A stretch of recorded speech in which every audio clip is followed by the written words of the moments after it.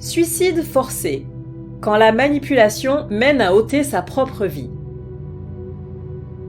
Le suicide forcé est un terme qui peut induire en erreur. Il ne s'agit pas ici d'exercer une contrainte physique pour pousser une victime à mettre fin à ses jours. Il est plutôt question de l'amener sournoisement à la conclusion que la vie ne vaut plus la peine d'être vécue. L'acte suicidaire est donc forcé dans le sens qu'il n'aurait pas eu lieu sans l'intervention d'un tiers, ce qui le rapproche davantage du meurtre par incitation au suicide. Mais là où réside toute la difficulté de sa reconnaissance, c'est qu'il a l'air d'un choix délibéré. Penchons-nous sur un inquiétant phénomène encore trop méconnu. Cette réflexion est tirée d'un article du site internet www.pervers-narcissique.com, dirigé par Pascal Couder, psychanalyste et psychologue clinicien, co-auteur de l'ouvrage de référence « La manipulation affective dans le couple, faire face à un pervers narcissique ». Depuis plus de 30 ans, Pascal Couder et son équipe de thérapeutes spécialistes des questions autour de la manipulation sentimentale prennent en charge les victimes de PN francophones partout dans le monde grâce à la vidéoconsultation.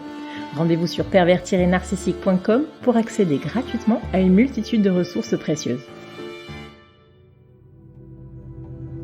Avant-propos. Dans cet article, nous abordons le suicide forcé en nous concentrant sur le cadre des violences conjugales. Sachez toutefois que les suicides corrélés au harcèlement moral se comptent également en milieu scolaire ou encore professionnel, comme France Télécom en est devenu le triste symbole. De plus, les positions de management étant souvent favorables à la perversité, ce qui va être dit peut tout à fait être applicable au contexte de travail. En outre, la grande majorité des victimes sous une pression morale ayant attenté à leur jour sont des femmes. Par conséquent, c'est le féminin qui sera utilisé ici, tout en notant que les hommes peuvent indubitablement se trouver en proie avec les mêmes problématiques, et donc les mêmes risques pour leur vie. De la vie à la mort, parcours d'une victime de violence. Nous le savons que trop bien, les victimes de manipulateurs pervers sont à la base des personnes généreuses, gaies, pleines de vie et de projets. Comment finissent-elles donc par n'avoir d'autre solution que de vouloir se tuer ? Avant l'envie de mourir, il y avait l'envie d'aimer. C'est terrible à dire, mais le suicide forcé part en général d'une furieuse envie d'aimer et d'être aimé en retour, ou du moins d'être reconnu. Il n'y avait donc pas de pulsion de mort présent avant la rencontre avec le tortionnaire. Ce postulat est très important. Les victimes se soumettent à la volonté d'un partenaire par désir de construire un projet de vie à deux, et certainement pas pour provoquer à terme leur propre perte. Le problème, c'est que leur chemin croise celui d'un malade mental, d'un être machiavélique qui se délecte de la descente aux enfers qu'il leur réserve, sans avoir l'air d'en être l'instigateur. À l'origine de la destruction de l'instinct de survie, il y a donc l'emprise psychologique. Elle est instaurée par un manipulateur sadique sur le lit d'une dépendance affective souvent latente chez sa proie. Cette codépendance est le résultat ô combien courant de la faille narcissique vécue dans la petite enfance. Nous parlons de façon récurrente de ces thèmes dès qu'il s'agit de comprendre pourquoi un pervers narcissique a choisi telle personne et non une autre. Nous vous invitons donc à consulter nos autres contenus, écrits, audio ou vidéo, en accès libre et gratuit, pour bien saisir les tenants et les aboutissants d'une telle dynamique relationnelle. Pourquoi en finir avec la vie plutôt qu'en finir avec la relation toxique ? Tout d'abord, mentionnons que les suicides forcés interviennent majoritairement dans le cadre de la séparation du couple dysfonctionnel.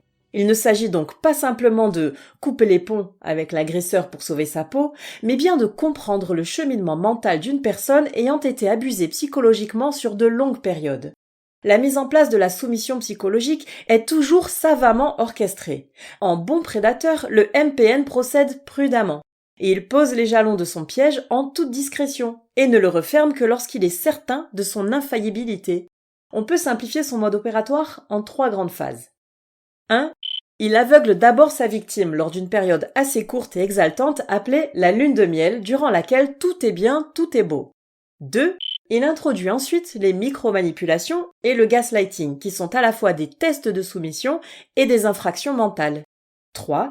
Il atteint le niveau de l'abus émotionnel, voire de la violence physique, capable de tenir des années durant jusqu'à ce que mort psychique ou physique s'ensuive. Il faut bien comprendre qu'avec cette progression insidieuse, il devient quasiment impossible pour la proie d'échapper au sort qui lui était réservé dès le début. L'envahissement par le bourreau de sa vie personnelle, sociale, professionnelle, financière et familiale la prive de ressources extérieures pour se rendre compte du degré d'aliénation dont elle est l'objet. Elle finit par être convaincue que sa situation est le reflet de ce qu'elle mérite. Pire, elle pense en être responsable. Et parfois, la culpabilité devient si lourde à porter que l'unique échappatoire est d'en finir avec la vie. Bien entendu, la seule impression d'être responsable de son malheur ne suffit pas à expliquer un suicide. Un tel geste désespéré peut aussi être interprété comme un ultime sursaut de reprise de contrôle, ou bien comme un épuisement psychique tel que le repos éternel semble la meilleure issue. Chaque cas sera différent, rendant la reconnaissance du suicide forcé d'autant plus compliquée. Le suicide forcé et sa reconnaissance.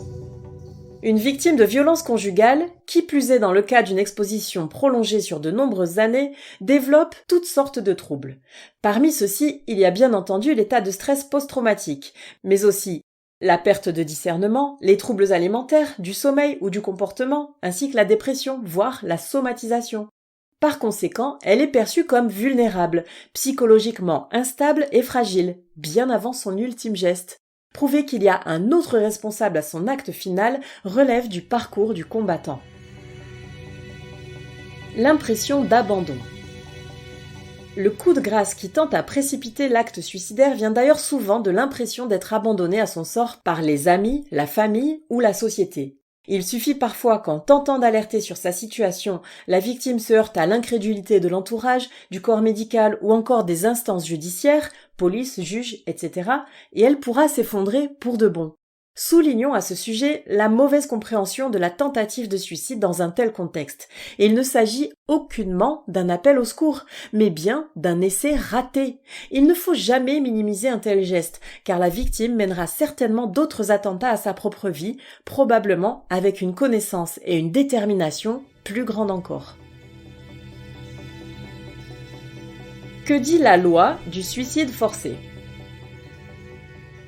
Avant la loi du 30 juillet 2020, les coupables de harcèlement moral ne pouvaient être reconnus comme tels que par le biais d'ITT, incapacité totale de travail, délivrée par un médecin. Les sanctions n'excédaient pas 5 ans d'emprisonnement et 75 000 € d'amende. Mais en cas de décès de la victime, ce dispositif devenait inapplicable. Cela déniait non seulement le statut de victime à la personne décédée, ce qui occasionnait une grande souffrance pour ses proches, mais surtout le statut de coupable à son agresseur. Le suicide forcé n'avait pas d'existence au vu du droit. Depuis, l'article 222-33-2-1 du Code pénal stipule que, je cite, « Les peines sont portées à 10 ans d'emprisonnement et à 150 000 € d'amende lorsque le harcèlement a conduit la victime à se suicider ou à tenter de se suicider. » Fin de citation. Il s'agit là d'une avancée majeure dans la reconnaissance des violences morales qui fait de la France la pionnière en Europe. Dans la pratique, il reste encore beaucoup à faire pour lutter contre ce fléau qui toucherait plus de 200 Françaises par an. Cela passe par une meilleure sensibilisation du public, par une prise en charge des victimes plus adaptée et par la mise à disposition de plus grands moyens d'investigation. En cas de suicide ou de mort douteuse, une autopsie psychologique, c'est-à-dire une enquête post-mortem approfondie sur le parcours psychologique de la défunte, devrait être systématique. Cela permettrait de mettre en évidence les éventuels liens de causalité entre les abus émotionnels et le décès. Le suicide forcé ou le meurtre par incitation au suicide est une réalité qui n'est plus ignorée par la loi. Toutefois, l'application de celle-ci est difficile et la prévention reste le meilleur moyen de combattre le phénomène. Plus que jamais, il faut être attentif au danger de l'isolement, car c'est par ce biais que les plus grandes tragédies se nouent. Si vous connaissez quelqu'un ou pensez vous trouver vous-même en situation d'enfermement mental, faites votre maximum pour maintenir des liens de contact. N'hésitez pas à vous tourner vers les professionnels en cas de besoin. Le 3114 est le numéro national de prévention du suicide et le 3919 est celui des violences conjugales. Tous deux sont gratuits et accessibles 24 heures sur 24, 7 jours sur 7.